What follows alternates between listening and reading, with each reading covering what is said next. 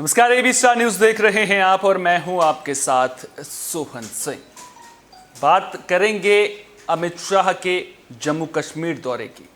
नजर डालें कुछ और खबरों पर भी, लेकिन यह खबर अपने आप में खास है, इसलिए इस खबर के साथ हम बुलेटिन की शुरुआत कर रहे हैं। दरअसल गृह मंत्री अमित शाह जम्मू कश्मीर के दौरे पर हैं, लिहाजा सुरक्षा कड़ी कर दी गई है। सीआरपीएफ की वीआईपी यूनिट शुक्रवार को ही कश्मीर पहुंच गई थी। इसके अलावा भगवती नगर ग्राउंड पर रैली स्थल का वरिष्ठ अधिकारियों ने दौरा किया और स्पेशल यूनिट के कमांडो ने इसका मुआयना भी किया। बता दें कि 370 हटने और नागरिकों की हत्या के बीच पहली बार अमित शाह जम्मू कश्मीर के दौरे पर हैं। इससे पहले शाह ने 2019 में गृह मंत्री के रूप में कार्यभार संभालने के ठीक बाद राज्य का दौरा किया था। उन्होंने तब अमरनाथ यात्रा की सुरक्षा की समीक्षा की थी और केंद्रीय योजनाओं की प्रगति का जायजा लिया था। हाल ही में जम्मू और कश्मीर में गैर स्थानीय लोगों की हत्याओं के बाद केंद्र शासित प्रदेश में करीब 700 लोगों को हिरासत में लिया गया है। कुछ को कड़े सार्वजनिक सुरक्षा अधिनियम यानी पीएसए के तहत हिरासत में लिया गया है। इस बीच जन सुरक्षा अधिनियम 1978 के तहत जम्मू कश्मीर से कुल 26 बंदियों को आगरा की केंद्रीय जेल में भी शिफ्ट किया गया है। तो जो अमित शाह का जम्मू कश्मीर दौरा है वो कई मायनों में खास है, क्योंकि हालात किस तरह के हैं वहां पर इसे आप भली भांति समझते हैं, भली भांति जानते हैं। एनआईए ने मोर्चा संभाल रखा है, सुरक्षा बल लगातार जो आतंकी हैं उनका एनकाउंटर कर रहे हैं। लिहाजा जम्मू कश्मीर में ये बात माननी होगी कि इन दिनों चुनौती बढ़ी हुई है, लेकिन हाल के ग्राफ को देखें, हाल के सालों के ग्राफ को देखें तो आप पाएंगे कि आतंकवाद में गिरावट देखने को मिली है, आतंकी गतिविधियों में गिरावट आई है। लेकिन अब जब घटनाएं बढ़ रही हैं, इस बीच अमित शाह का जो दौरा है वो इस लिहाज से बेहद अहम माना जा रहा है, क्योंकि हाल के दिनों में जम्मू कश्मीर में आतंकी गतिविधियां बढ़ी हैं।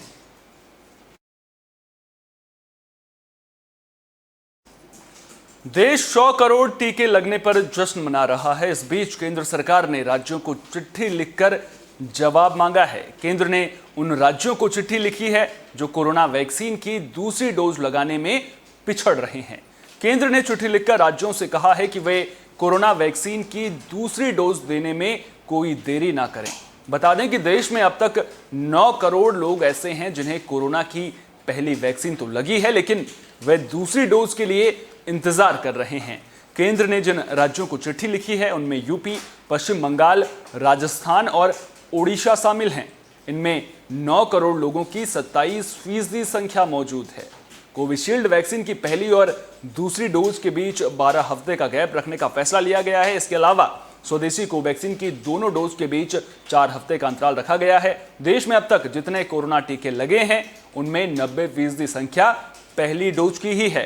कोरोना से बचाव के लिए दोनों टीके लगे होना बेहद जरूरी है। ऐसे में बड़ी संख्या में सिर्फ एक ही टीका लगने के चलते चिंताएं भी बढ़ रही हैं। इससे ब्रेक थ्रू इन्फेक्शन का खतरा बढ़ गया है। खासतौर पर कोरोना के म्यूटेंट वेरिएंट से संक्रमित होने का खतरा भी बढ़ रहा है। तो देश एक और 100 करोड़ टीके लगने पर जश्न मना रहा है, लेकिन दूसरी तरफ चिंता इस बात की है कि जो टीके लगे हैं उनमें से 90% ऐसे हैं जिन्हें केवल पहली डोज लगी है। अब ऐसे में सरकार के लिए जो सबसे बड़ी जिम्मेदारी है वो ये है कि दूसरा टीका भी लोग लगवाएं। कोरोना की दोनों डोज लोग लें। लिहाजा सरकार जो है पूरी तरह से एक्टिव नजर आ रही है। केंद्र सरकार ने राज्यों को चिट्ठी भी लिखी है, साफ कहा है कि जो राज्य पिछड़ रहे हैं वो अब पहल तेज करें। राज्यों में जो लोग हैं उन्हें कोरोना की दूसरी खुराक भी दी जाए, ताकि जो कोरोना के संक्रमण का खतरा है उस पर अंकुश लग सके।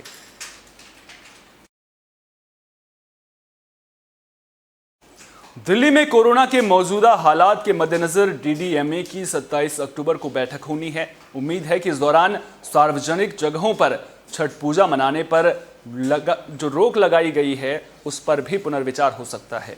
डीडीएमए ने 30 सितंबर को जारी आदेश में महामारी के चलते दिल्ली में सार्वजनिक जगहों पर छठ पूजा मनाने पर रोक लगा दी थी।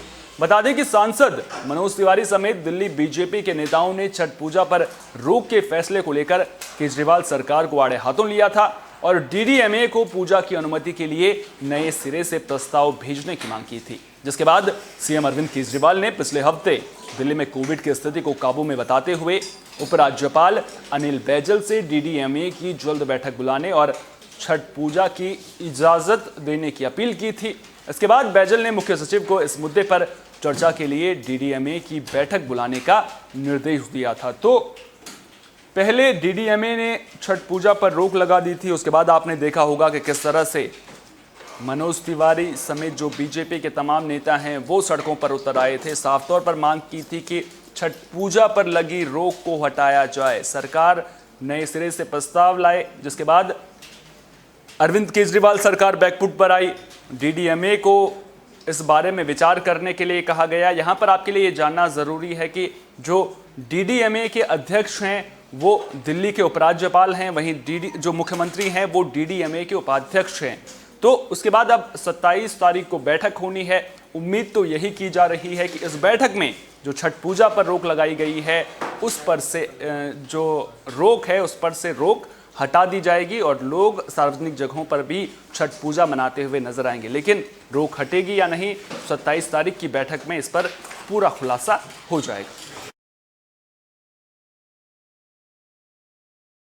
वैष्णो देवी मंदिर में तीर्थयात्रियों के लिए जम्मू कश्मीर प्रशासन ने नई गाइडलाइंस जारी की हैं। ये गाइडलाइंस कोरोना महामारी के प्रसार को रोकने के लिए की गई हैं। गाइडलाइंस के मुताबिक केंद्र शासित प्रदेश में आगमन के लिए आरटी-पीसीआर रिपोर्ट होना जरूरी है और रिपोर्ट 72 घंटे से ज्यादा पुरानी नहीं होनी चाहिए। केवल उन तीर्थयात्रियों को मंदिर में प्रवेश की इजाजत दी जाएगी जिनमें कोविड का लक्षण नहीं दिखाई देगा। आदेश में कहा गया है कि केवल उन तीर्थयात्रियों को मंदिर जाने की इजाजत दी जाएगी जिनमें कोरोना से संबंधित लक्षण नहीं दिखाई देंगे।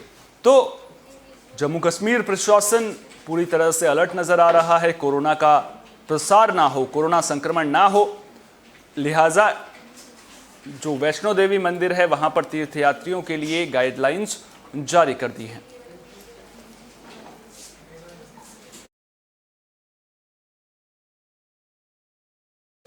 अब बात पेट्रोल डीजल के बढ़े दामों की भी कर लेते हैं। दरअसल पेट्रोल डीजल के दामों में इजाफा लगातार देखने को मिल रहा है। पेट्रोल डीजल के दाम गिरावट का नाम नहीं ले रहे हैं। तेल कंपनियों ने एक बार फिर पेट्रोल डीजल के दाम बढ़ाए हैं। पेट्रोल डीजल की कीमतों में 35 पैसे की बढ़ोतरी की गई है।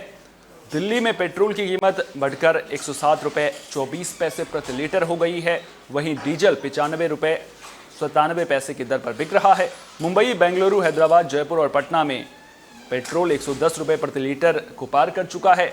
वहीं 28 सितंबर से अब तक पेट्रोल की कीमतों में 19 बार इजाफा देखने को मिला है, जिसकी वजह से पेट्रोल 5 रुपये से भी ज़्यादा प्रति लीटर महंगा हो गया है।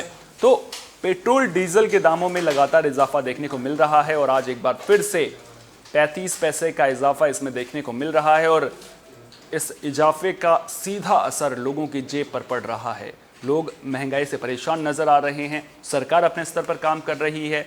अब देखना दिलचस्प होगा कि पेट्रोल और डीजल के जो दाम हैं उनमें जिस तरह से आग लगी हुई है, इनमें गिरावट कब तक देखने को मिलती है।